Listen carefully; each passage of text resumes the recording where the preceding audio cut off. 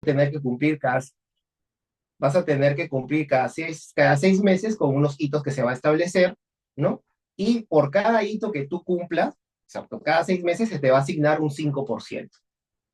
¿Ok? Entiendes. Entonces, empezamos. Pasan los primeros 6 meses, se hace el reporte de su gestión y dice, ok, si he cumplido con el primer hito, ok, entonces este socio adquiere el 5% de ese 20 todavía que se le ha prometido. ¿Ok? Pasa el año, o sea, 6 meses, el segundo periodo de los 6 meses, vuelve a hacer el reporte, e inmediatamente ha cumplido, todo está ok, va adquiriendo 5% más, o sea, ya tiene 10%. Igual, viene el tercer semestre, la misma situación, cumple, ya adquiere un 5% más, o sea, ya tiene 15% del 20% de acciones totales que se le ha prometido en el acuerdo inicial. ¿De acuerdo?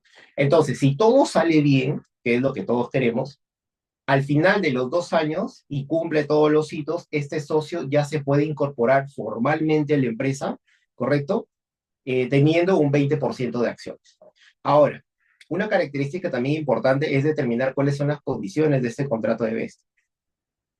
Hay algunas, bueno, la mayoría de contratos de vesting que yo personalmente recomiendo, pero ya es una cuestión de la decisión y el acuerdo que tomen los socios con el futuro socio, es específicamente de que sí, en el momento de que el socio nuevo, ¿no? Que está entrando, en este caso el CTO nuevo que ha entrado, de repente no llega a cumplir los hitos o se retira antes del periodo de los 2 años, entonces no adquiere ningún porcentaje de acciones. O sea, tal como entró, tal como se va, pasó tiempo, no cumplió, eso se establece en el acuerdo de vesting, bueno, ¿no? Lamentablemente va a tener que irse sin tener un porcentaje de acciones. Como repito, y como dice el título, ese es un acuerdo de socios. Todo lo que se ejecute y se establezca dentro de estos tipos de acuerdos es justamente lo que las partes, los socios, deciden y toman acción y lo ponen de manera efectiva, ¿no? Y legal en este tipo de acuerdos. Las características principales, como ya les comenté, pues es el tema del cliff, que es el periodo, 2, 3 años. Otra característica es cuáles son los hitos que debe tener, depende mensual, trimestral, semestral, anual, como gusten, ¿no? Luego está también el tema de unas condiciones que son, por ejemplo, lo que es el tag along y el drag along, ¿correcto? Que son derechos de compra preferente. No voy a entrar mucho en detalles porque es un poco complejo, simplemente que uno de ellos es cuando los accionistas mayoritarios venden la empresa, y estamos hablando de una empresa ya más grande, un poco más constituida, ya en otra etapa, ¿no? Las accionistas mayoritarios venden la empresa o las acciones, entonces los beneficiarios pueden ser sus accionistas en las mismas condiciones, ¿de acuerdo? Y el drag along, que obliga a los beneficiarios a vender sus acciones y la mayoría de las accionistas venden la empresa. Estos son algunos detalles, ¿no? Además, otra característica que tienen los contratos de vesting en cuanto al tema de las acciones y es una característica muy importante que yo siempre recomiendo cuando están levantando capital, sobre todo, es de que pongan la condición de no dilución de las acciones. ¿Qué significa esto? Que, por ejemplo, tu startup tiene, digamos, no sé, bueno, obviamente tiene 100% y tú como CEO los socios tienen 30% cada uno, ¿no? Y tienen un tercero que tiene la diferencia, que es el 10%. Va a venir un inversionista, va a poner capital y obviamente va a querer un porcentaje de acciones que se llama equity, ¿no es cierto? Entonces, ¿qué va a pasar? El incremento de esas acciones y el valor de la startup va a crecer. Las reacciones obviamente van a redistribuirse, pero si tenemos un acuerdo de no dilución, quiere decir que por más dinero y acciones que se incrementen, los porcentajes de los accionistas o de los socios originales se van a mantener en la misma proporción. No en la misma cantidad, sino en la misma proporción. ¿De acuerdo? Entonces, es muy importante tener estos puntos bien claros y sobre todo cuando recién estamos empezando el tema de constituir de armar un proyecto para un startup. Ojo, los acuerdos de vesting pueden hacerse antes de constituir la empresa, formalmente hablando, o después. Ya di el ejemplo de cuando están buscando un proyecto, están buscando el sitio, o cuando ya están, digamos, la empresa ya está constituida, ya está, digamos, avanzando, o viene un inversionista, o viene un perfil que nosotros necesitamos dentro del esquema de organigrama funcional, y podemos aplicar.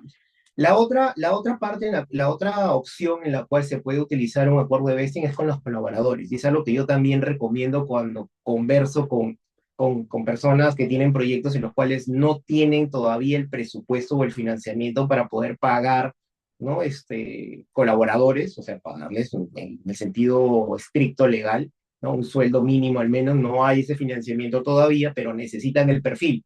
Entonces, ¿qué es lo que pueden hacer? Y yo lo recomiendo varias veces también, es de que a uno de los pueden llamar o convocar o a uno de los colaboradores que tengan, ¿no? Decirle, mire, ¿sabes qué? Nosotros como empresa te prometemos o como organización te prometemos darte el 5% o el 10% de acciones, ¿no? Si tú, digamos, cumples ciertos moldeamos la figura primera a la figura del colaborador, en este caso el que se va a ingresar como colaborador o el que ya es colaborador. ¿De acuerdo? Entonces, con esta posibilidad, ¿qué te aseguras? Te aseguras de que vas a tener el perfil que necesitas, no vas a tener el problema de financiamiento, ¿no? Y obviamente la ventaja para el colaborador que está entrando a este acuerdo de vesting con los socios es que se va a convertir en socio de la empresa. ¿Entiendes? Entonces es una fórmula muy atractiva. La mayor dificultad que yo siempre encuentro cuando converso con las startups y a niveles que recién están empezando es de que justamente no tienen la posibilidad de contratar a alguien. Entonces yo le digo, pero hazlo socio, ¿no? O sea, dale un porcentaje de acciones de las que van a tener o de las que ya tienen, ¿no?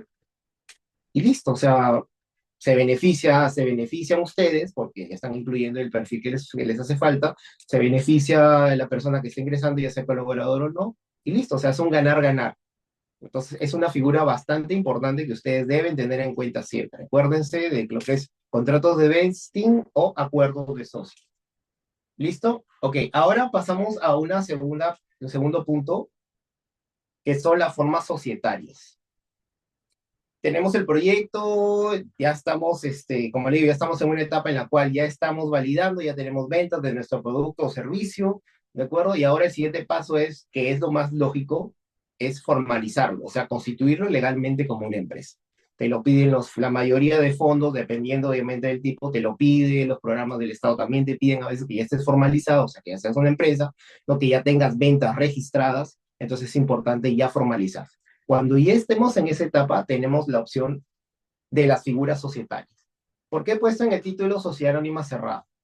Esa es la opción de la figura societaria más común y más recomendable. Voy a comentarles brevemente cuáles son las figuras societarias que la norma peruana nos proporciona. En primer lugar, la Sociedad Anónima Cerrada. La segunda es la SRL, la Sociedad de Responsabilidad Limitada. La tercera es la EIRL, que es la Empresa Individual de Responsabilidad Limitada, ¿no? Y por último, tenemos que es una empresa, pero yo considero que no es necesariamente una sociedad, es la EIRL, que es una empresa individual de responsabilidad limitada. Creo que todos nosotros hemos escuchado o hemos visto cualquiera de estas figuras. Voy a proceder a describirlas muy brevemente. La SRL es la prima en segundo grado de la sociedad anónima cerrada, ¿correcto? ¿Cuáles son sus características? Puede tener de 2 a 20 socios, ¿no es cierto? De 2 a 20 socios, eh, tiene la misma figura prácticamente, está dentro de la misma regulación, que es la Ley General de Sociedades, ¿no?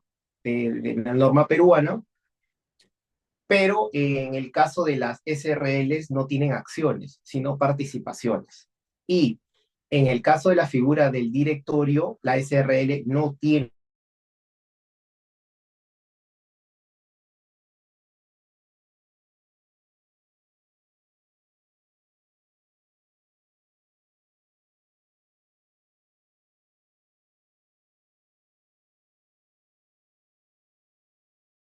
son acciones, ¿correcto?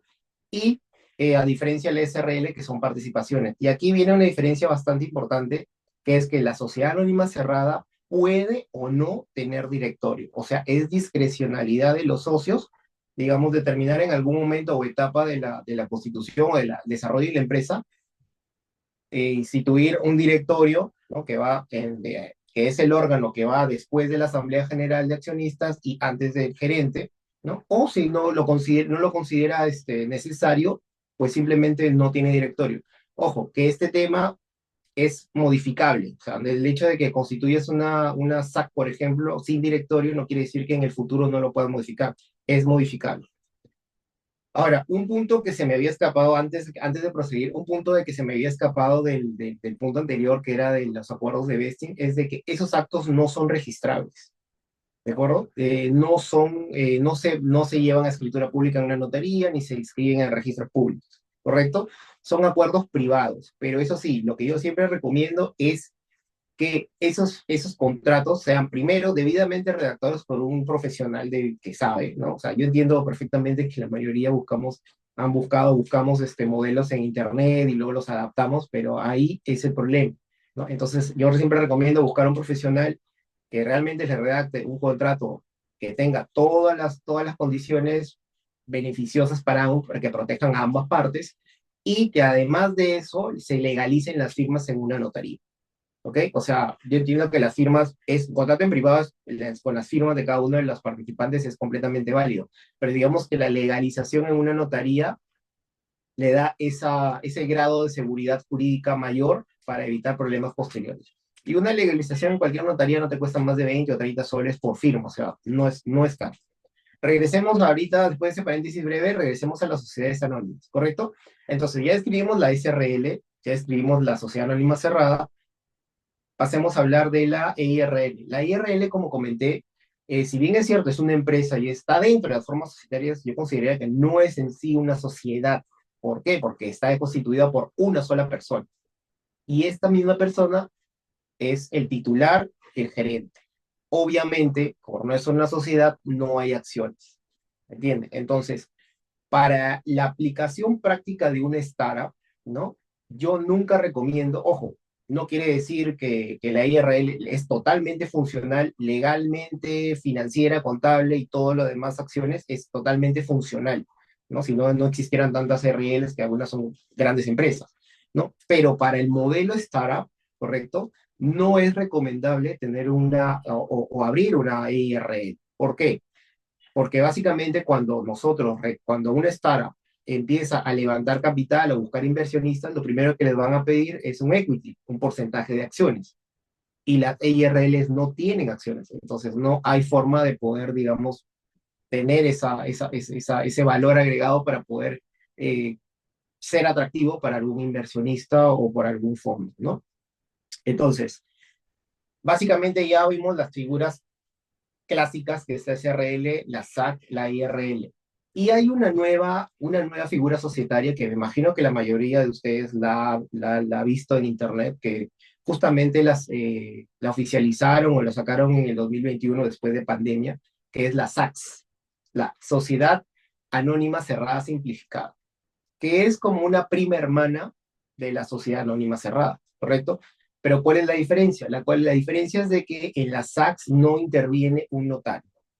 Tengamos claro que el proceso de constitución de una empresa es redactar la minuta en la cual, primero la reserva del nombre, ¿no? Hay que ver cuál va a ser la denominación o la razón social de la empresa, que es el nombre legal que va a tener esta. Es la que va a aparecer en todos los documentos, la que va a aparecer en SUNAT, la que va a tener el RUC, la que va a aparecer en todos los contratos, en las boletas, en las facturas y todos los demás documentos legales que figuren. Es muy diferente a la marca. Más tardecito, en otro punto, voy a hablar de la marca, pero quiero que quede bien claro el tema de la denominación o la razón social. Entonces, lo primero que hay que hacer es buscar la denominación o razón social, que es el nombre de la empresa, ¿no? Eso se hace una búsqueda dentro de la web de registros públicos, ¿correcto? Una vez que determinamos el posible nombre o posibles nombres, se recomienda siempre de 1 a 5, se procede a hacer la reserva de la razón o denominación social. ¿De acuerdo? Eso se puede hacer de manera física en cualquiera de las oficinas de registros públicos o mediante la página web, ¿no? Hay que ingresar al sistema, obviamente registrarse, ¿no? Y proceder a hacer la reserva de los nombres. Una vez que el registrador recibe esta solicitud, le evalúa y son 2 o 3 días hábiles, contesta esta solicitud otorgándoles la reserva del nombre. A partir de ese momento, esa razón o denominación social, que es el nombre de la empresa, está bloqueada durante 30 días naturales. ¿Qué quiere decir eso? Que si viene otra persona que quiere registrar o solicitar la reserva de un nombre igual o parecido, no va a poder. Entonces, durante esos 30 días que te da registros públicos, tú con tus socios tienes que proceder a la constitución de la empresa. O sea, su registro público considera que durante esos 30 días es plazo suficiente como para poder ir a la notaría para redactar una minuta, ¿no? En la cual dentro de esta minuta se va a establecer quiénes son los socios, cómo se va a llamar la empresa, cuál va a ser la dirección, quiénes van a ser los socios, cuál va a ser el objeto social de la empresa, o sea, a qué se va a dedicar, ¿no? Va a desarrollar proyectos, software, va a venderse bienes o servicios, y etcétera. No hay un límite legal para el tema del objeto social. Ahí puedes poner dos, tres, cuatro hojas si quieres de todos los objetos sociales que tú quieras. ¿Ok? Luego voy a precisar un poco dónde viene la limitación en el tema efectivo del objeto social de una empresa. Pero al momento de la constitución puedes poner todos los objetos sociales que tú quieras. ¿De acuerdo? No hay limitación legal para eso. Luego se establece cuál es el porcentaje, cuál va a ser el capital social de la empresa. Como la empresa pasa a ser ahora una persona jurídica, ya no es una persona natural, entonces va a tener una identidad, que es la razón social, un DNI, que va a ser el RUC. Estoy equiparando un poco a una persona natural, pues, ¿no? Y obviamente debe tener un capital, en este caso que es el capital social. Para el tema del capital podemos hacerlo de dos formas. Hay uno que es con bienes dinerarios, que es efectivamente depositar dinero en efectivo a una cuenta corriente que se abre en el banco a nombre de la futura empresa que se va a abrir, ¿no? Eso lo permite cualquier banco actualmente. La otra forma es aportes de bienes no dinerarios. ¿Qué quiere decir eso? Que no necesitas depositar ningún monto en dinero, ¿no? En efectivo o en líquido al banco. Simplemente puedes tú consignar bienes, por ejemplo, un escritorio, una computadora, una impresora. Si es un tema un poco más grande, de repente maquinaria, qué sé yo, darla a nombre de la empresa, o sea, cederla a la empresa.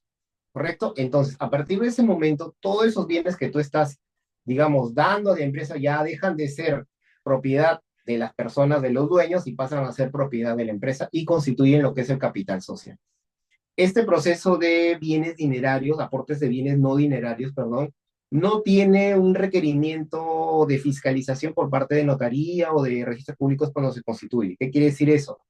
Que no es necesario adjuntar la factura de repente de compra de cada uno de los objetos, ¿no? Basta con una declaración jurada en la cual se detalle el modelo, por ejemplo, el modelo o las características, el modelo de una computadora, el número de serie, color, marca, o por ejemplo, si es un bien mueble, otro bien mueble, pues un escritorio de tal color, tales medidas, características, etc. ¿Correcto? Luego, después de que ya se estableció eso, viene lo que es el estatuto, que el estatuto son, como digamos, las reglas con las cuales va a jugar la empresa. Es como que así como en las normas, en las leyes del Perú, la Constitución es la máxima representante de la cual todos acudimos. De igual manera, el estatuto es la constitución de la empresa. Ahí se va a establecer, dentro de todo, cuáles van a ser las figuras, cómo va a funcionar, si va a tener directorio o no, en el caso de las ACS que les acabo de comentar, ¿correcto? Va a tener o instituir quiénes van a ser las figuras en el directorio, y en el caso que no lo tengan, también quién va a ser el gerente, si va a haber un solo gerente general, si van a haber varias gerencias, las facultades que son importantes, ¿no? Las facultades bancarias, judiciales, que va a tener en este caso el representante legal, que es el gerente, ¿no? El gerente general en la mayoría de los casos. Entonces, aquí en la diapositiva de la sociedad anónima he puesto algunas características que ya he mencionado sobre esta, pues, ¿no? Efectivamente, es una sociedad que solamente requiere mínimo dos socios y máximo 20, facilita la captación de inversionistas, como ya les he comentado, ¿no? Menos requisitos administrativos en comparación con una sociedad anónima. No he tocado la figura de la sociedad anónima ni la sociedad anónima abierta, porque son figuras de empresas cuando ya tienen un capital muy alto o ya están, digamos, que tienen otro perfil un poco más alto, ¿no? Entonces, es el porcentaje de empresas que se abren como sociedad anónima es muy poco. Luego, bueno, como comenté, la norma aplicable es la Ley General de Sociedades, pero solamente la menciono ahí para tenerla en cuenta. No voy a entrar a detalles de la ley, la norma, no, porque eso es recontra aburrido y la idea es que sea esto súper práctico, ¿no? Y bueno, entonces esta es la figura. Me había quedado pendiente hablarles sobre la SACS, ¿no? Que es esta figura, esta prima hermana de la Sociedad Anónima Cerrada que fue creada en el 2021. A diferencia del proceso que ya les dije que hay que pasar, ¿no? Luego el estatuto, que se ponen todas las condiciones, se lleva esto, se firma por un abogado, por los socios, se lleva a la notaría la eleva a escritura pública, y esa escritura pública se presenta a registros públicos, ¿no? Luego de 7 días hábiles, el registrador público evalúa el pedido a la escritura pública y si todo está de acuerdo, procede a generar la anotación de inscripción de la empresa. A partir de ese momento, la empresa ya existe legalmente. La diferencia con la sociedad anónima cerrada y la SACS es que la SACS no tiene esta intervención ni de notario. Puedes hacerlo directamente mediante el sistema de SUNAR o de registros públicos, ¿no? En el cual se emite un formulario, bueno, entre otras cosas que hay que presentar, un formulario en el cual se llenan algunos datos, se presentan y se genera de manera, digamos, no automática, pero menos burocrática. ¿Cuál es la Hay unas características las cuales yo comento siempre y que en realidad no recomiendo la SACS, a pesar de que no tiene una intervención y sería más barata porque te está ahorrando los costos de la notaría, ¿no? Y también del notario, del abogado que te firma la minuta, es de que primero la SACS tiene que ser, los socios tienen que tener habilitada su firma electrónica en RENIEC, ¿no? Entonces, RENIEC es el portal del Estado en el cual ya está manejando firmas electrónicas. Entonces, tienes que comprarte tu kit, registrarte. Bueno, para empezar, tienes que tener DNI electrónico. Si tienes DNI clásico, no vas a poder, vas a tener que cambiar un DNI electrónico para poder realizar esta firma, ¿no? Esta firma electrónica. Comprarte tu lector de huella, tu adaptador, ingresar a la aplicación, ¿no? Que es Fírmalo, que es de RENIEC, y proceder a la firma. En realidad, ese es un paso que, bueno, algunas personas, aunque no lo crean, de todas las edades, a veces lo ven un poco complicado, entonces prefieren hacer la figura anterior. Pero yo creo que la razón más importante que yo no recomiendo la SACS, ¿no? La Sociedad Anónima Cerrada Simplificada, es porque no te permite tener como socios a personas jurídicas. Solo pueden tener como socios personas naturales. La Sociedad Anónima Cerrada, la SRL, por ejemplo, sí te permite que uno de los socios sea una empresa, ¿no? Pueden ser personas naturales y también una persona jurídica, una empresa. Pero la SACS te limita por norma de que solo pueden ser los socios personas naturales, ¿no? Entonces, ya depende de ahí de cómo van manejando el tema de los socios, cuál de estas figuras le conviene más. ¿De acuerdo? Entonces, dejamos cerrado ahí el segundo punto, que son las formas societarias. Figura recomendada, siempre sociedad anónima cerrada, ¿no? Pasemos al tercer tema, que es muy importante y yo creo que debía haberlo puesto antes de la Constitución o las formas societarias, ¿no? Pero digamos que es un punto muy, muy importante, que el registro de marca. ¿Cuántas veces nos ha pasado? ¿Cuántas veces nos ha pasado o les ha pasado o han escuchado de que están en un proyecto, bueno, ya tienen pensado una marca? Ojo, ya les dije que la denominación o razón social, que es el nombre de la empresa, es otro tema. La marca es justamente esa palabra o ese nombre que va a hacer conocida tu empresa, ¿de acuerdo? Ejemplos muy prácticos, todos conocemos Wong, por ejemplo, los supermercados Wong. La marca es Wong, sin embargo, la razón social es Cencosud, ¿no? Igual, de la misma forma, la empresa de telefonía Claro, por ejemplo, la marca es Claro, pero la razón social es América Móviles S.A. Todos lo conocemos con Claro, todos lo decimos con Claro, pero a la hora que ves tu recibo, no te dice, está el logo de Claro y abajo dice América Móviles S.A., ¿no? Y el RUC y todo lo demás. Entonces, ¿cuál es el tema con el registro de marca? Es importante tenerlo. Si bien es cierto, cuando recién estamos empezando, lo primero que ahorramos son los recursos, ahorramos todos los recursos posibles, entre ellos sobre todo el dinero, y la tasa para registrar una marca es de 534.99 soles, lo cual no es tampoco mucho dinero, pero tampoco es barato.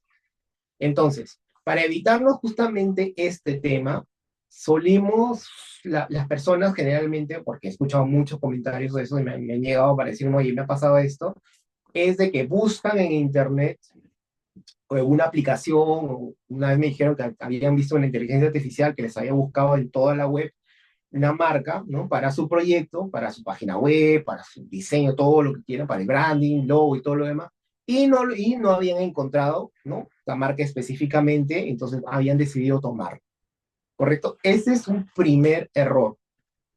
No se debe hacer una búsqueda en internet de la marca que tú quieres empezar a usar en tu proyecto, o ya sea un bien o servicio.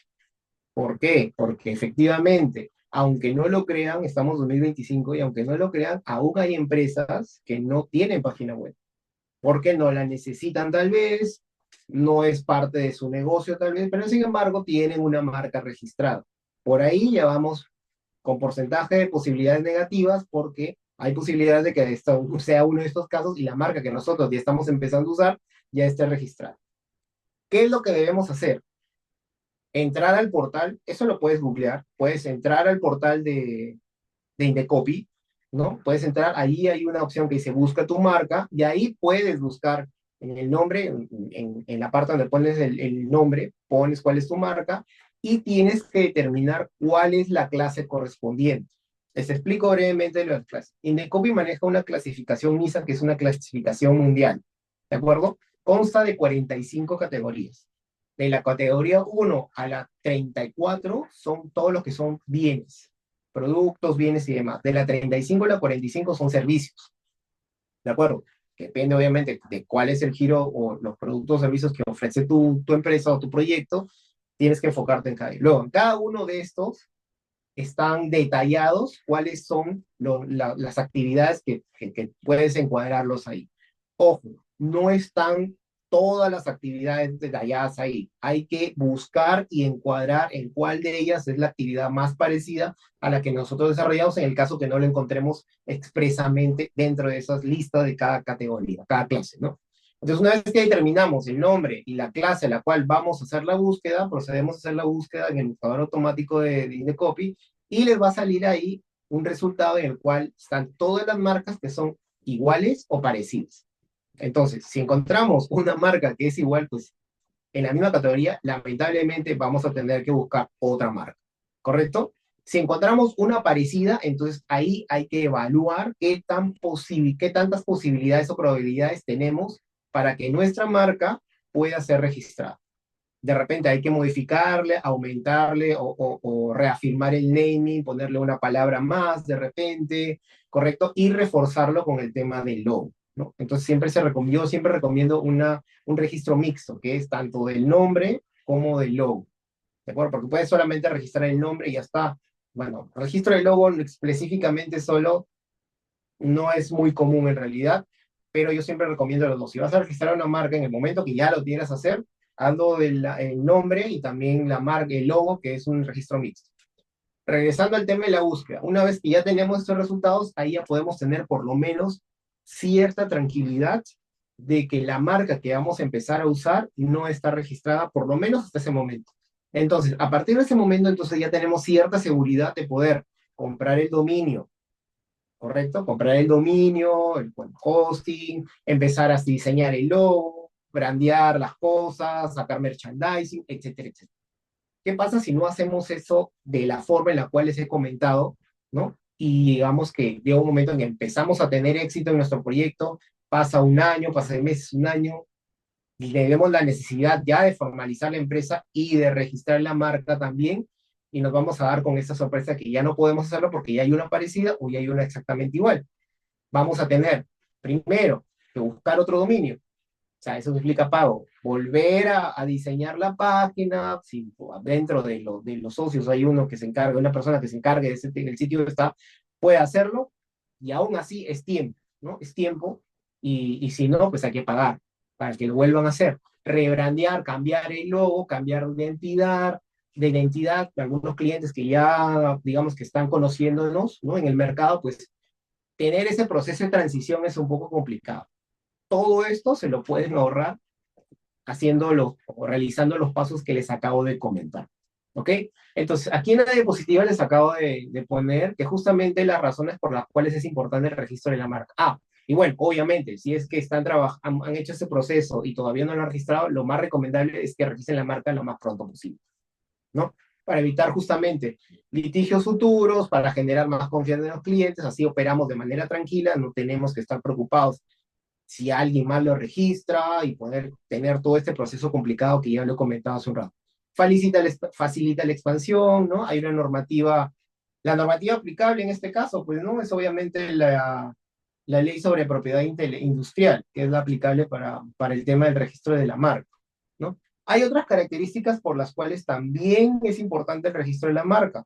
Por ejemplo, ya lo que yo siempre recomiendo es que la marca, cuando ya llegas a tener un reconocimiento, ¿no? En el mercado, se vuelve un activo.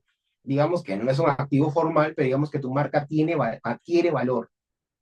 Entonces, funcionalmente hablando, puede venir otra empresa que realice algún servicio o produzca algún bien parecido o igual al tuyo y de repente quiere usar tu marca, puedes ahí tener algún tipo de acuerdo, ¿no? Ahora, la parte fea, que espero que nunca les pase, pero es una posibilidad bastante grande, es que de repente la empresa como tal puede tener problemas, ya sea financieros, legales, tributarios, lo que sea.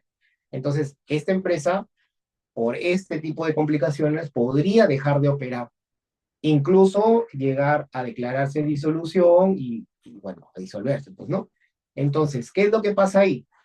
Esta marca, como ya está registrada, los mismos socios podrían fundar, abrir o constituir otra empresa, se transfiere la marca que dura 10 años, se registra la marca dura 10 años, por ejemplo, cada 10 años hay que renovarla, se transfiere, en este caso, la propiedad de una persona jurídica a la otra, y bueno, la nueva empresa sigue operando, ¿no es cierto? Los productos, los bienes o servicios siguen manejando en la misma marca, los clientes nunca se enteraron que la empresa tuvo algún tipo de problema y siguen comprando, consumiendo o, digamos, adquiriendo los bienes o servicios que siempre han venido haciendo. Ojo, esto no es una figura ilegal, no estoy fomentando para nada, soy abogado, así que soy el primero en siempre tratar de buscarlo siempre lo más legal. No es ilegal, no nada, pero es una figura que se puede dar y es totalmente posible. ¿De acuerdo? Entonces, por eso es una de las razones que yo siempre recomiendo registrar la marca, ¿correcto? Incluso no es necesario tampoco o sea, no es necesario estar constituido, o sea, hacer una empresa formalmente para poder registrar la marca. También lo pueden hacer antes de. O sea, como personas naturales, los socios se juntan y pueden solicitar también la marca. Luego, al final, ya cuando se constituyen, le pueden ceder la marca a la empresa o en todo caso se la pueden hacer una sesión en uso para que pueda la empresa funcionar con la marca tranquilamente. ¿Sí? Y bueno, hay otros beneficios también que ya los comentaré en algún otro momento, cuando si es que tenemos la oportunidad de ver un taller un poco más detallado. Esto es algo súper preciso y rápido, ¿correcto? Ok, entonces terminamos el tema del registro de marca. Ojo, aquí estamos hablando de marca, ¿ya? Porque no he querido entrar en detalles sobre el tema del registro de patentes, ¿no? O patentar algún tema de proceso o invento, o registrar los software, porque, ojo, los software se registran, no se patentan. ¿Qué? Esa es la palabra correcta. Porque en 2 o 3 días va a haber un taller aquí dentro de Hot Price UTP, va a haber un taller con un capo va a ver el tema de propiedad intelectual y va a tocar ese tema. Así que solamente he tocado lo que es importante, que es para mí, que es más como que más común, que es el registro de la marca, ¿no? Ok, entonces pasamos al siguiente punto que también tiene que ver con Indecopy y es algo muy importante, el libro de reclamaciones, ¿ok? Entonces, ahora el 95% de las empresas, startups o empresas tradicionales, tienen página web. Entonces, dentro de esa página web, ya sea que vendan sus bienes, sus servicios, sea una landing page o que simplemente sea algo descriptivo, igual debe tener un libro de reclamaciones, ¿correcto? Ahora, ¿por qué debemos tener un libro de reclamaciones dentro de nuestra página web? Porque primero que es una obligación legal. O sea, desde ahí ya, querramos o no, debemos tener un libro de reclamaciones virtual.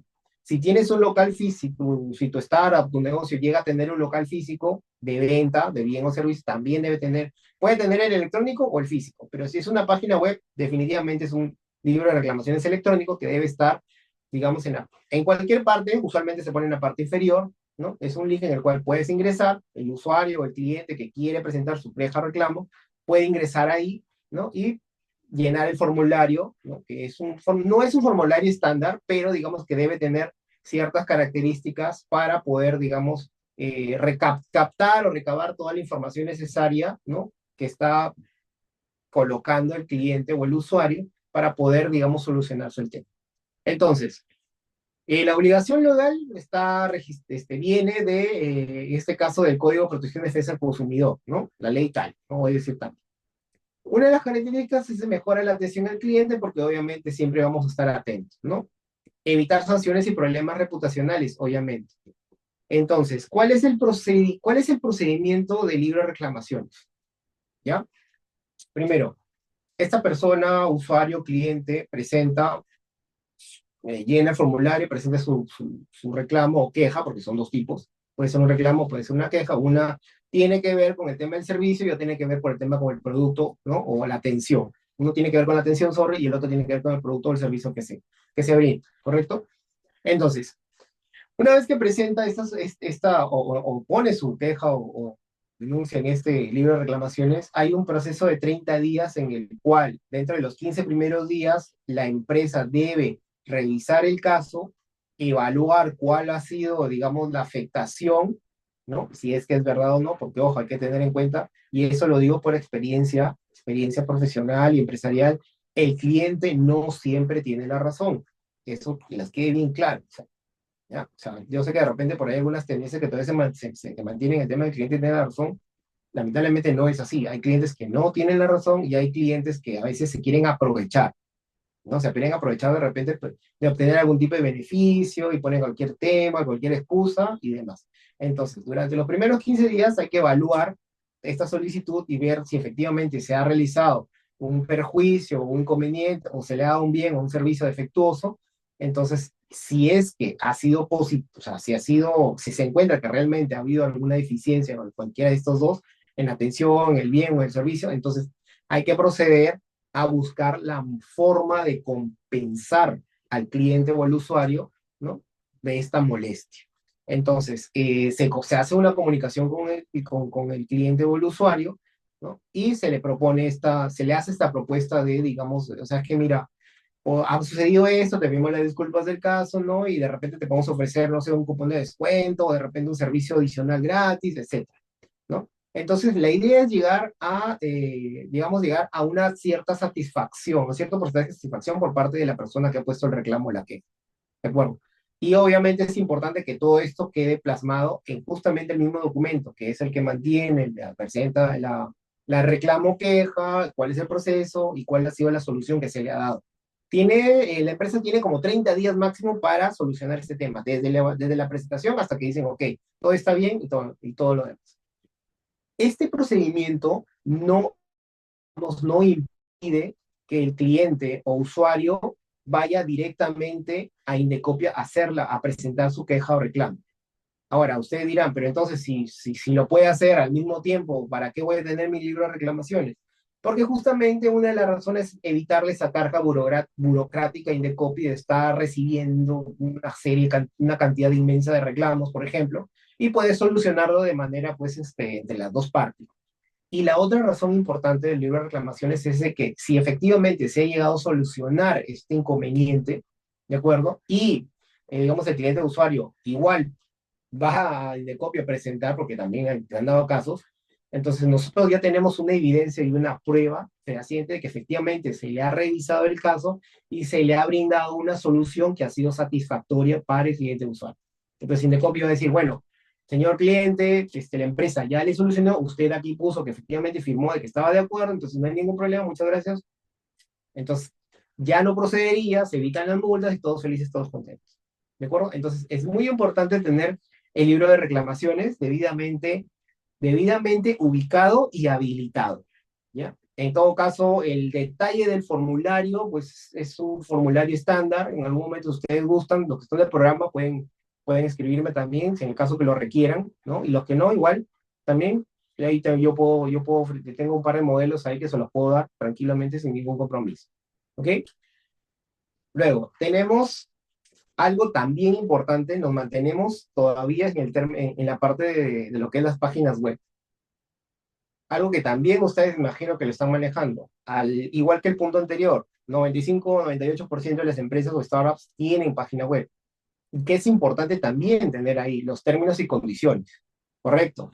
Entonces, entrando ya más a detalles, es justamente eso, términos y condiciones de lo que el cliente o usuario va a encontrar o va, digamos, a esperar o que se le va a ofrecer cuando ingrese a nuestra página web. ¿Correcto? Entonces, hay que tener en claro que hay diferentes tipos de términos y condiciones. ¿Ok? Entonces, el primero que hay que siempre poner, digamos, no soy especialista, no soy, digamos, programador ni nada, pero tengo ciertos conocimientos porque manejo ya tiempo, ¿no? Podemos, siempre cuando uno ingresa a una página web, encuentra una ventana que le sale diciendo, esta página acepta cookies. Bueno, en el caso que la página pues tenga la tecnología para que maneje cookies, ¿no? Entonces aparece diciendo, esta página, ¿no? Tiene cookies o utiliza cookies, usted acepta, no acepta, acepta parcialmente, entonces el usuario procede a decir, si acepto, no hay ningún problema. Dentro de esa ventana, si ustedes se han fijado bien, porque créanme que la mayoría, el 90%, 95% nunca se fija, simplemente pone aceptar y ya está. Hay un link pequeño que dice términos y condiciones o políticas. Dentro de ese link debe haber, dándole clic, debe haber un texto, un documento o una ventana adicional que se abre, ¿no? Un pop-up, como se llama, en el cual establezcan cuáles son las políticas de privacidad de la página web para el tema del uso de los cookies. ¿De acuerdo? Ese es por un lado. El segundo, el término de condiciones de uso de la página web en general, ¿no? Entonces, cuando nosotros tenemos una página web, usualmente lo que buscamos, entre otras cosas, no siempre, pero la mayoría, es que se suscriban a la página para, obviamente, tener sus datos de estas personas que están ingresando y de repente enviarles publicidad, enviarles, digamos, ofertas, de repente información, etcétera, etcétera. Entonces, una vez que este usuario, no lo quiere decir cliente todavía porque no es un cliente, este usuario entra, ¿no? A nuestra página web y le interesa tal vez suscribirse porque la página tiene información, producto o servicio que le interesa, entonces dentro de ese proceso de registro deben también estar las políticas, ¿no? Los términos y condiciones que va a manejar la página web. Entre ellas, por ejemplo, el tema de que va a almacenar sus datos personales, ya sea su correo electrónico, su nombre. En algunos te exigen el DNI, por ejemplo, cuando son tipos de e-commerce, por ejemplo, el DNI o fecha de UBG, o sea, detalles un poco más ya privados. Entonces, todo ese tipo de información debe estar establecida en esos términos y condiciones de la página web en general, ¿no es cierto? Entonces, ahí ya tenemos el tema de los que son para el tema de los cookies, para el tema del uso de página en general, y luego lo más importante también es que cada uno de los servicios que estamos ofreciendo, ¿no? En la página web, si es que es de suscripción o de transacción dentro de la página web, ya sea suscripciones, recargas, eh, al compra de algún curso, producto, qué sé yo. Entonces, debe estar dentro de cada una de esas opciones, también deben tener sus términos y condiciones, ¿no? Obviamente, si por ejemplo somos una startup que ofrecemos algún tipo de servicio, por ejemplo, no sé, masajes o el tema de cuidado personal, etcétera, etcétera. Entonces, si yo, o una terapia o qué sé yo, ¿no? Sesiones de coaching, que ahorita está bastante de moda. Entonces, en cada uno de los tengo el paquete Pro, el paquete Premium, ¿no? Premium no, porque Premium ahí es, bueno, igual el Premium también debe tener sus condiciones. Entonces, cada uno de estos productos que nosotros estamos haciendo debe tener sus políticas y sus términos y condiciones de contratación. O sea, delimitar qué es lo que estamos ofreciendo en ese paquete o en ese servicio, ¿no? Y cuáles son las obligaciones y hasta dónde llega la obligación de la empresa y obviamente del cliente, ¿no? Políticas de cambio, en el caso que sea un producto, no sé, temas de quejas, y etcétera, etcétera, ¿no? Entonces, eso hay que tenerlo siempre bien presente, los términos y condiciones en estas etapas en las cuales les he comentado. Es importante manejarlo ahí. De la misma manera, y está muy atado el siguiente punto a el punto 6 está muy atado al punto 5, que es efectivamente la protección de datos personales. Eh, por mi experiencia, la mayoría de startups, por ejemplo, o de emprendimientos o empresas que manejan páginas web, no saben que existe un registro de banco de datos personales. O sea, legalmente hablando. O sea, hay una entidad del Estado en la cual cada empresa o persona natural, porque también te permite personas naturales, ¿no? Que recolecten, coleccionen o recaben datos personales de otras personas o empresas, necesitan estar inscritas. ¿Ok? Esto lo maneja el Ministerio de Justicia. Tiene hay una inscripción en el registro de base de datos personales. ¿Ok? El procedimiento es no es muy complejo, es un formulario algo extenso y detallado en realidad, ¿no?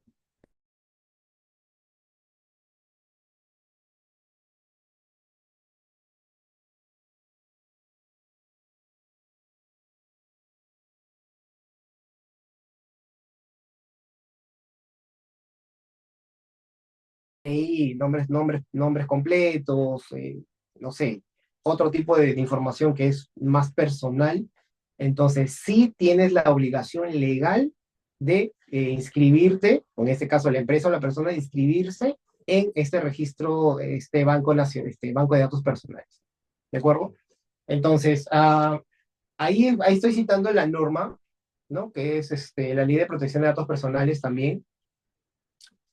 Las multas en realidad van de varias UIT para arriba en el caso que no las tengan. Y además de eso, también les asegura o los protege si en algún momento hay algún tema de descontento de alguno de los usuarios de repente que no se ha registrado o que se ha registrado de repente que ustedes les han enviado promociones, información, qué sé yo, como pueden hacerlo todas las páginas y todos lo hacemos, ¿no? Entonces siempre va a haber algún cliente que de repente o un usuario que no ha dado su consentimiento o no ha puesto check ahí en acepto términos y condiciones, que se va a poder de repente quejar, oye, ¿sabes que ya no me mandes información, yo no he autorizado, qué sé yo? Entonces, si en este caso llega a suceder una de estas situaciones, puede ir y poner su denuncia y elevarlo a una entidad, ¿no? Ya del Estado, y ahí es donde viene el tema de las multas también. Nos puede perjudicar de una manera muy grande. Entonces, la ventaja bueno, en realidad la obligación de registrarnos en la base de datos personales del Ministerio de Justicia, ¿de acuerdo? Es justamente dos puntos: evitar las multas por no registrarnos, y la segunda es, digamos, tener un respaldo de que efectivamente nosotros estamos inscritos, ya sea persona natural o jurídica, estamos inscritos en este registro, ¿no? Del Ministerio de Justicia, y que estamos cumpliendo y haciendo la recolección o recabación de datos personales de la manera correcta. ¿De acuerdo? Entonces, porque obviamente, como les comenté al principio de este punto, hay un formulario bastante extenso que hay que llenar. El costo es de 77,80 soles, o sea, tampoco es muy caro, así que yo lo recomiendo que siempre, si no, lo pueden buscar en internet o en todo caso pueden recurrir a un especialista en el caso de un abogado, ¿no? O en el caso pues, de los chicos de HALT, de repente HALT Price, UTP, igual me pueden avisar también en el caso que lo requieran. Pero bueno, en este caso está en ideación, no es muy necesario, pero digamos que ya en una siguiente etapa sí lo es. ¿Correcto? Ok, entonces dejamos el tema de las páginas web y entramos a un tema que es bastante importante y yo creería que es fundamental cuando ya hemos pasado todo este proceso de constitución, que ya estamos operando formalmente hablando, que es el régimen tributario. Como todos sabrán, cuando uno constituye una empresa, de sea el tamaño que sea y de la forma societaria que sea, tiene que escribirse en su NAT, ¿no? Para obviamente tener su RUC. SUNAT maneja cuatro regímenes tributarios, ¿no? Que es el general, el especial, el MIPE y el RUS, el nuevo RUS. El nuevo RUS no lo considero porque el nuevo RUS está destinado para personas naturales con negocio. ¿Qué quiere decir eso? Que son personas naturales que tienen RUC 10, ¿no? Y que, bueno, tienen algún tema de bien o servicio.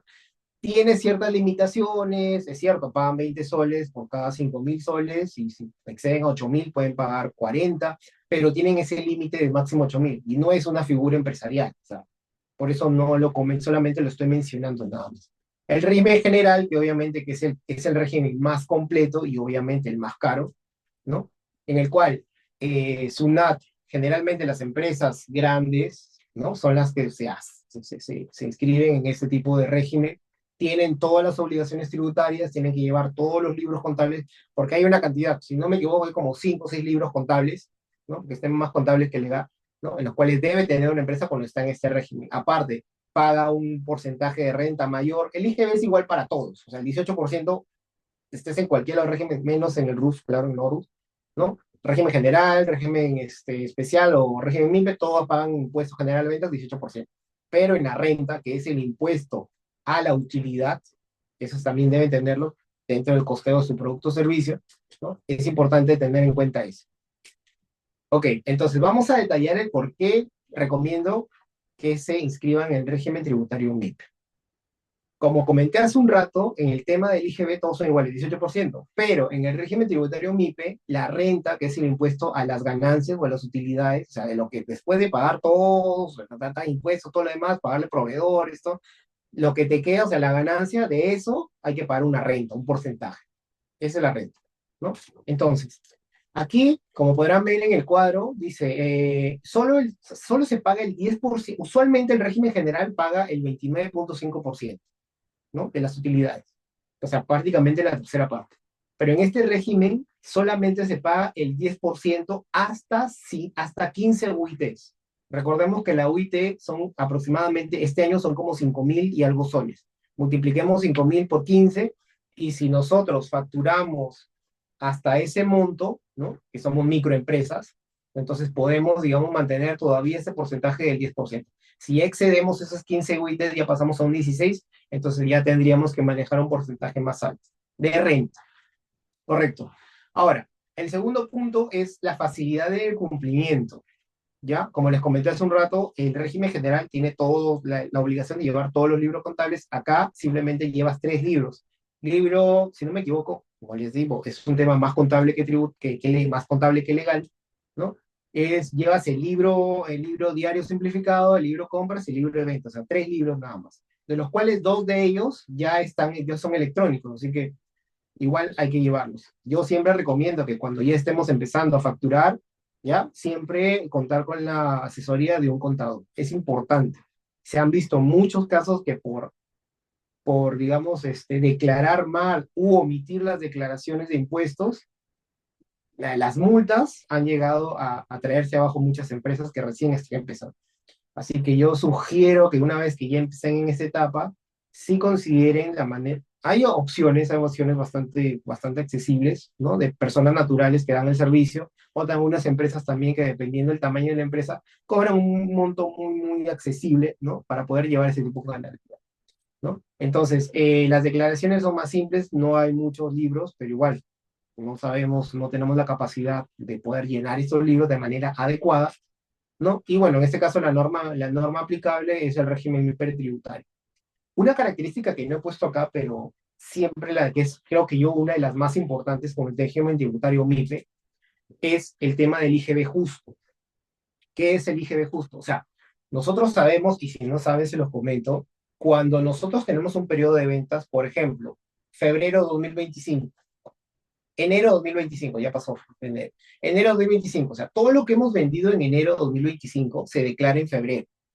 Y así, todo lo que vendemos en febrero se declara en marzo. O sea, siempre se declara el mes siguiente lo que se ha vendido en el mes anterior.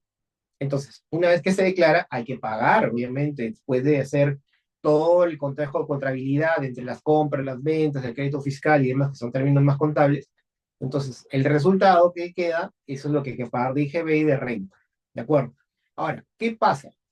Hay algún momento, y nos ha sucedido, porque digo, a mí también me ha pasado en algún momento con la empresa de alimentos, que llegan a haber por factores externos también o internos, llega a haber un problema de liquidez. O sea, no tienes dinero en caja para poder pagar los impuestos. En este caso, el IGB y la renta que hay que pagar del mes anterior. Entonces, ¿qué puedes hacer? Si estás en este régimen MIPE tributario, puedes solicitar la aplicación del IGB justo. ¿Qué quiere decir eso? Que si yo declaré enero 2025 que tengo que pagarlo en febrero, declararlo y pagarlo en febrero, y no tengo dinero en caja de la empresa, obviamente no estamos hablando del bolsillo personal, sino de la empresa, si no tengo dinero en la empresa para poder pagar esos impuestos del mes anterior, solicito el IGE justo. SUNAT me va a brindar 3 meses adicionales para poder pagar ese IGB que no puedo pagar. ¿De acuerdo? Entonces, eso nos da un respiro de 3 meses para poder cumplir con esta obligación. Recuerden que SUNAT es una entidad muy, muy fiscalizadora y bastante dura, ¿correcto? Entonces, si tenemos esta posibilidad de aplazarlo 3 meses, yo creo que es una ayuda bastante buena. Ya depende, pues, como el tema del manejo, si se puede superar o no este impasse. Igual podemos seguirlo manejando hasta que la empresa empiece a encontrar cierta estabilidad y ya podamos cumplir con los pagos adicionales, con los pagos que ya se nos han otorgado como IGB justo. Entonces, yo creo que esta es una de las características más importantes que se debe tener en cuenta, ¿no? En cuanto al tema del régimen tributario MIP. Ok, ahora Una vez terminado del IGB de la parte tributaria, vamos a otra parte que considero que es muy importante, que es el régimen laboral, ¿ok? Entonces, si bien es cierto, cuando cuando la empresa ya está empezando a madurar, ya puede contratar a los mismos socios, porque ojo, la condición de socio es una cosa y ser colaborador o trabajador de tu propia empresa es otra. O sea, hay algo que siempre escucho y siempre, bueno, muchas veces me han dicho, el tema de que, oye, tú tienes tu propia empresa, eres independiente. Entonces yo le digo, no, o sea, yo no soy independiente, o sea, yo soy trabajador de mi propia empresa, o sea, tengo mi horario, tengo un sueldo, tengo beneficios, o sea, es un comentario que siempre escucho y siempre le aclaro y se queda un poco sorprendido, pero en realidad la figura es así. Entonces, en algún momento la empresa ya, que es lo ideal, ¿no? Que empiece ya a generar para poder cubrir los sueldos o los honorarios o todo lo que nos han pactado de los mismos socios que están trabajando directamente en la empresa o de personal que vamos a, digamos, a incorporar a la empresa, entonces, es importante tener en cuenta que existe un régimen laboral REMIPE. Está el régimen normal y el régimen MIP, que se conoce como el REMIPE. ¿Cuáles son las características específicas de este régimen? Todos sabemos, y las personas que han tenido algún tipo de trabajo en planilla, digamos normal, común y corriente, saben de que obviamente tienen un sueldo a fin de mes, que tienen su CTS 2 veces al año, que tienen sus gratificaciones 2 veces al año, ¿correcto? Que tienen 30 días de vacaciones. Al terminar un año de trabajo, tiene derecho a 30 días de vacaciones, ¿correcto? Entonces, esos son los beneficios por estar en la categoría o planilla normal que está regida bajo la ley 728, que es la que todos hemos en algún momento trabajado. ¿Cuál es la diferencia acá del régimen MIPE? Que es un régimen el cual se creó para, digamos, aminorar esa carga económica a la empresa. ¿De acuerdo? O sea, muchas de las razones de la informalidad en nuestro país es justamente eso, o sea, del trabajo informal es de que hay microempresas que no tienen la posibilidad de pagarle a un trabajador formalmente hablando todo este tipo de beneficios. ¿Por qué? Porque no es que, por ejemplo, si uno dice, yo estoy ganando el sueldo mínimo, por ejemplo, que son 1.300 y tantos, ¿no? No es que a la empresa solamente le sale de caja 1.300, o sea, la empresa generalmente digamos, generalmente utiliza entre 30 y 40% más de lo que se le paga al colaborador. Entonces, no estamos hablando de un sueldo, un sueldo mínimo de 1.300, no estamos hablando ya de 1.000, más o menos 1.500, 1.700. Son los que le cuesta a la empresa pagarle a ese colaborador su sueldo mínimo. Si a eso le sumamos el tema de la gratificación, el tema del CTS, el tema de vacaciones, entonces digamos que eso encarece el tema de lo que va a salir de caja de la empresa. Entonces, por eso es que no estoy justificando, es una razón concreta. Entonces, muchas empresas informales, que son la mayoría en nuestro país, no contratan personal de manera formal por esa razón. Para, digamos, ayudar un poco a mitigar y también dar posibilidades a los pequeños proyectos como las startups que sí empiezan, empresas tradicionales, se creó este régimen. ¿Cuál es la característica? Que dentro de este régimen, mientras seas microempresa, o sea, microempresa quiere decir que facturas en un año hasta 150 UIT, ya les mencioné que el UIT está a 5.000 y tantos, multipliquemos más o menos que son algo de 700.000 soles, 800.000 soles al año. Mientras tú manejas este rango de ventas en un año, perteneces a la categoría MIPE, ¿no? Micro. Entonces, si tú estás ahí, puedes estar en este régimen laboral MIPE y bueno, en este caso la remuneración mínima y tal, sigue siendo esa. No hay forma de poder pagar menos. Eso es lo mínimo. Si se acuerda pagar más, estupendo. Ahora, ¿cuál es la ventaja? Específicamente, que no, en este régimen no, digamos, no hay la obligación de pagarle la gratificación a fin de año, no hay la obligación de pagarle el CTS, por ejemplo, ¿no? Y las vacaciones después de un año no son de 30 días, sino de 15. ¿De acuerdo? Entonces, yo sé que suena bastante duro, digamos que mi figura de trabajador o colaborador, porque yo también he sido en un momento, y lo sigo siendo, ¿no? Colaborador o trabajador, ¿no? Es duro decir, oye, pero no me vas a dar mi CTS, no me das gratificaciones, correcto. Y en realidad es difícil. pero digamos que aquí nos estamos centrando en ustedes como jefes o como cabezas de una empresa, de una organización, ¿no? Entonces, tienen dos opciones. Si quieren hacerlo por la vía legal, tienen dos opciones. O sea, o los contratan bajo este régimen y tienen la posibilidad de por lo menos darle un sueldo, un seguro, porque obviamente el seguro sí hay que pagárselo, no de salud, hay que pagarte un SIS. En este caso el SIS es el que se encarga de dar el tema del seguro de salud, ¿no? Que lo paga la empresa, obviamente, ¿no? O la otra opción es contratarlo de manera informal, en el cual pues solamente recibe un sueldo y no tiene ni siquiera pues la posibilidad de tener una carta de recomendación en el caso vaya a otro trabajo, de repente no tiene la posibilidad de tener un seguro de salud, aunque sea del SIS, entonces por lo menos son los mínimos indispensables que en este régimen le permite dar facilidades a las microempresas para que puedan cumplir de alguna manera o formalizar de alguna manera a sus colaboradores. Entonces, este régimen es bastante importante, interesante que lo tengan en cuenta cuando ya estén en esta etapa, ¿no? Y bueno, ya para concluir, porque ya nos hemos pasado un poco, casi una hora, ¿no? Bueno, conclusiones y recomendaciones finales, pues, ¿no? Formalizar el negocio en el Perú obviamente requiere cumplir con normas legales, tributarias y de protección al consumidor. Ya hemos tratado los puntos bastante básicos necesarios. Cumplir estas reglas ayuda a evitar sanciones y atraer inversiones, ¿no? Y lo último es recomendable siempre consultar un abogado especialista en startups.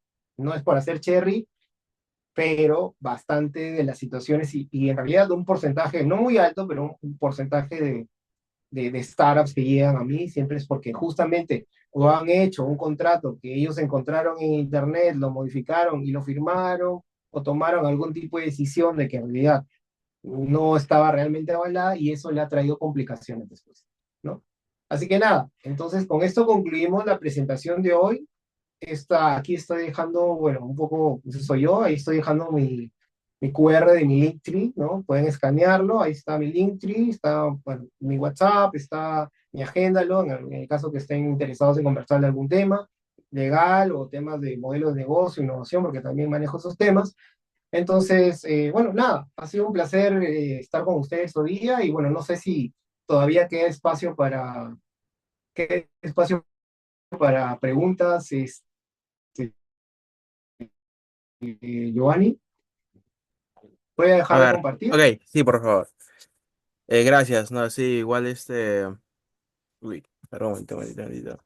Ok, a ver, nada, gracias, Frank, por brindarnos tu conocimiento y todo eso es importante de conocer lo que son aspectos legales. Perdón. Entonces, justo en el chat estaban comentando algunas, te comento breves preguntitas que estaban dejando en el chat.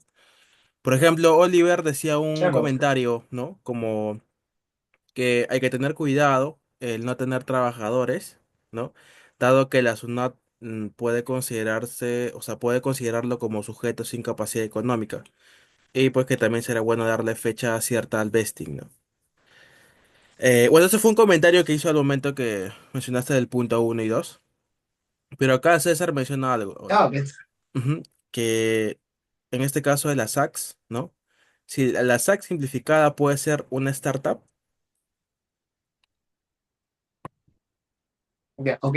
Ujú, Bueno, sí, justo estoy revisando ahorita los comentarios. Dice, claro, el tema, a ver, te explico. Como dije, el tema del contrato de vesting se maneja a nivel socios, ¿no? Y la ujú, otra opción a nivel del colaborador, ¿de acuerdo? ujú, Y obviamente yo siempre dije que uno de los puntos principales es el tema del cliff, el periodo, el tiempo. O sea, no es indeterminado, no es largo. Además, no es que esté trabajando o se esté explotando, como lo están viendo. O sea, es un tema de que hay un acuerdo que está colaborando o está dando su trabajo como para, digamos, comprar acciones a un futuro.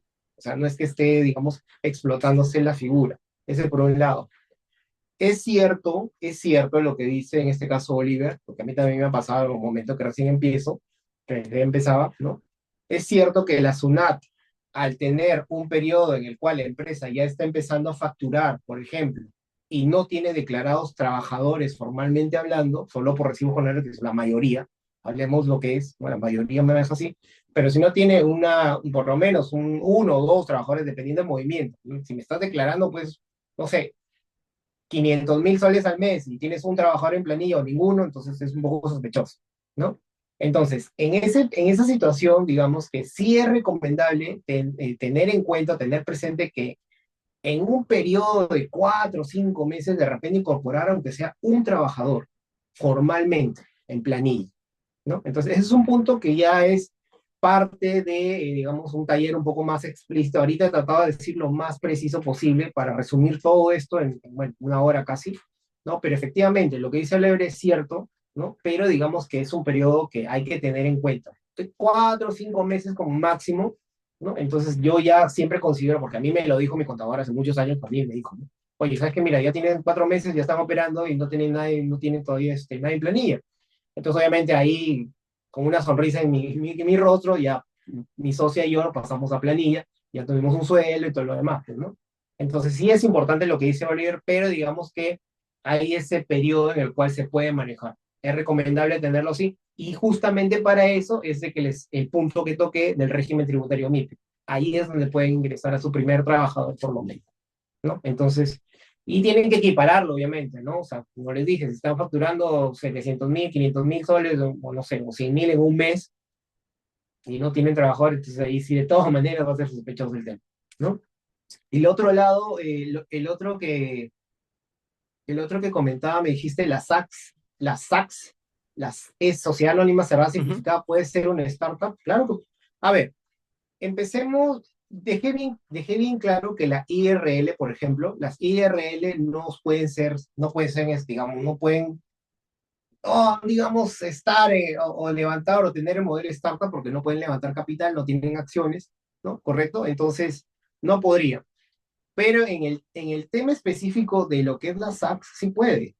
Porque yo pregunto, por ejemplo, ¿qué es lo que hace una empresa de startup, ser un startup? O sea, básicamente son 3 puntos. O sea, las empresas tradicionales, las que te hacen, no sé, productos de alimentos tradicionales o una panadería por muy corriente, por ejemplo, que es una empresa tradicional. ¿Qué lo hace diferente de una startup? O sea, legalmente hablando, ambas son empresas. Contablemente hablando, las dos son empresas. Financieramente hablando, las dos son empresas.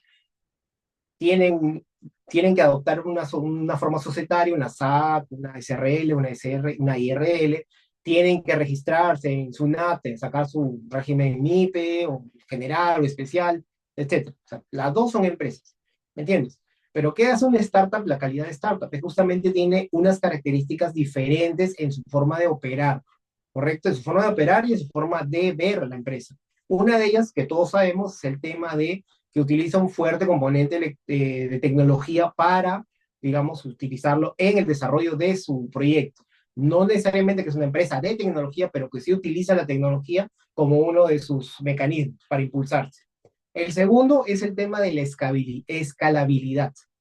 O sea, las startups tienen que estar o sea, son diseñadas y creadas por los socios con esa mira no solo a enfocarse como la panadería. Ojo, no estoy menospreciando las panaderías, hay muy grandes y las pequeñas también son muy buenas, ¿correcto? Pero me refiero a que un startup debe tener dentro de esa tecnología, uso de tecnología, escalabilidad, ¿correcto? O sea, no limitarse a la zona Lima, por ejemplo, sino Perú, Sudamérica o el mundo. Eso es escalabilidad, o sea, tienen que tenerlo bien claro. Y el tercer punto que es importante es el tema de que tiene que ser flexible. Correcto, entonces tiene que aprender a pivotear. O sea, todos hemos, tanto en el desarrollo de nuestro proyecto, incluso empresas que ya han empezado, pues ya tienen trayectoria, incluso han tenido que cambiar un poco su modelo de negocio. Correcto, porque pandemia nos dio un ejemplo clarísimo de justamente esto, la capacidad de muchas empresas de poder migrar, ¿no? Entonces, a otro tipo de modelo, hasta que, bueno, las cosas no regresaron, hay otras que encontraron una mejor rentabilidad en este pivoteo, en este nuevo modelo de negocio u orientación, y se han quedado ahí, pues, ¿no? Entonces, regresando para responder la pregunta específicamente, por supuesto que puede ser un startup. Entonces, ya dejé bien claro que tanto la panadería de la esquina, que es una empresa tradicional, como una empresa, como cualquier proyecto que estamos, o que nosotros admiramos, o desarrollamos o tenemos, son empresas. Entonces, las dos pueden ser así, ¿no? Perfecto, Frank, perfecto. Ujú. Bueno, nada, es un honor haberte tenido como tallerista para los equipos y puede ser que los equipos han han conocido la etapa de los aspectos legales y que van a estar más preparados para proteger sus marcas o etc. Así que nada, nada, Frank, agradecerte. Y queremos finalizar la reo con una foto final, ¿ok? Igual de profile y los chicos, igual, bueno, no sé cómo ir la cámara. Ok. Igual si alguien tiene la posibilidad de prender su camarita, perfecto, para pues estar acompañado junto a Frank y hacer la difusión correspondiente en las redes sociales y todo ello. Por mientras, Frank, puedes ir dejando tus redes sociales por el chat para que te puedan seguir en tu LinkedIn o en tu Instagram y así puedan conectarse contigo si hay una preguntita. ¿Ok? Genial, César. ¿Alguien más se anima, Perfecto. chicos? Ok. Ok, entonces. Vamos, chicos. Yo sé que yo sé que esta hora ya estamos cansados ya, pero un último esfuerzo, un último esfuerzo. Vamos, vamos. Excelente, Rocío, excelente. A ver, Anthony, a ver, chicos. La última fotito para finalizar el programita. A ver. Bueno, ya. Creo que ya tomamos la fotito. Bueno, ahora sí. A ver, ¿cuánto? A ver, Rocío, a ver, tres. A ver, y ahora sí, ya. Tres, dos, uno. A ver. Ya, no, no, Rocío se unió acá. Ya, tres, dos, uno. Genial. Listo, listo, Frank. Un gusto y igual agradecerle, chicos, por la participación. Ya nos estamos viendo en siguientes oportunidades. Ok. Chao, Listo, Frank. un gusto. Listo. Un Cuídense gustazo. mucho. Hasta luego. Hasta luego. Gracias, Frank. Chao, Chao, chao. chicos. Chao, chao.